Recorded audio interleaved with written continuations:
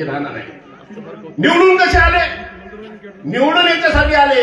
आता नेहमी सांगत असतात खरा साहेब की आम्ही अमुक अमुक 5 जण, आम्ही अमुक अमुक हे अवती राहू द्या. तुम्हाला निवडून कोणी दिलं माहित आहे का? तुम्हाला निवडून दिलं मागासवर्गीय जनतेने, सर्वसामान्य जनतेनं तुम्हाला निवडून दिलं. मुस्लिम समाजानं एक कच्च्या मतदान पडलं, आम्हाला नाही पडलं नव्हते. आमच्या विरोधात मागासवर्गीय 14, 15, 16 उभे राहिले. 51,000 मतं त्यांनी घेतले. मी 33,000 पडलो राजा. आणि यावेळेस मागासवर्गीय एक खच्च्या एका मतानं राहिले. वंचित नाही काय सगळे गुणावर ठेवले खरा साहेबांना. आणि म्हणून समाज जागृत झाला, समाज पाठीशी राहिला, मुस्लिम पाठीशी राहिले.